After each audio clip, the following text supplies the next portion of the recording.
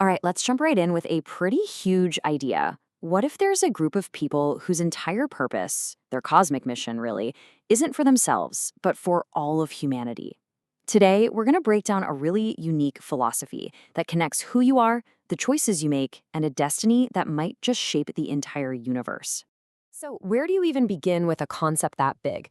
Well, the source material says you have to start with the most basic questions of all. Who am I? What is a human, really? The argument here is that before we can even think about our purpose, we've got to get these foundational ideas organized in our minds. It's all about figuring out our place in the universe. So, to get our heads around this, we're going to look at 5 key pieces of the puzzle. We'll start with this idea of the heavenly descendants, then talk about their mission for humanity. We'll look at the difference between a human and a person, which is super interesting. Then we'll get into something called the power of vibration, and finally wrap it all up with how this all leads to a destiny defined by choice. Okay, so first things first, at the very core of this philosophy is a unique identity for the Korean people. They're called the Chonsan, which translates to heavenly descendants. Now, this term Chonsan isn't just a name or some historical label. According to the source, it's a role. It's about a people who have, against all odds, kept a single, pure lineage intact, through incredible challenges and hardship. And the reason for this? It was all to prepare them for a very specific, very important cosmic job. And this is a really crucial point. The source is very clear that this is not about being superior to anyone else. Not at all. It's framed as a massive responsibility. They are, as the quote says, workers for heaven. Their entire purpose is to serve humanity, to do a job for the good of the whole world. Okay, so if they're workers for heaven, then what exactly is the work? What's the job? That brings us right to the heart of their mission, a concept called Hong Hik Ingan. And this is really the how-to part of the whole philosophy.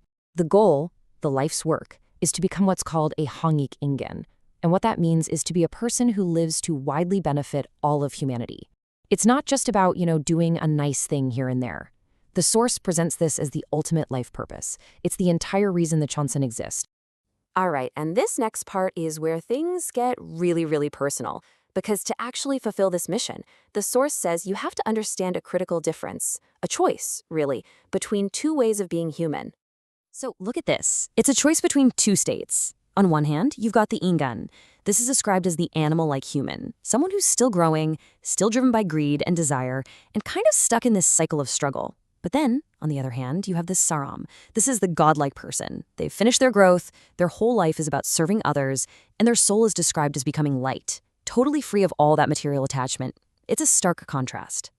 But here's the kicker. This choice between being an Inyan or a Saram isn't just about your own personal development. No. According to this teaching, the consequences of that choice are massive. They literally ripple out and resonate through the entire universe. So how does that work? The source uses this cool analogy. Think about a drum. When you hit it, it creates a physical sound wave, right? Well, the idea here is that the way you live your life creates a kind of spiritual wave or vibration. It's called pajong. Living that selfish Ingan life creates one kind of energy, but living as a selfless Saram, well, that generates a completely different, incredibly powerful spiritual force, a force that can literally move the world. And the scale of this thing is just mind-blowing. It starts small, with just one person. That Saram vibration attracts other like-minded people, and together they create this unified collective energy. But it doesn't stop there.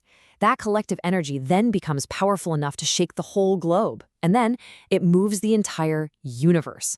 It's a force so strong it actually reaches and moves the divine realm. It's this incredible cosmic chain reaction, and it all starts with one person's choice. So that brings us to the bottom line, the final, most important point.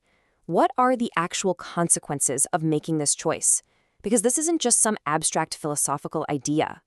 The source says this directly impacts the reality of your day-to-day life. And let me tell you, the source does not mince words here. The stakes are incredibly high. It's presented as a hard and fast law of nature, not just a suggestion. I mean, the quote is right there.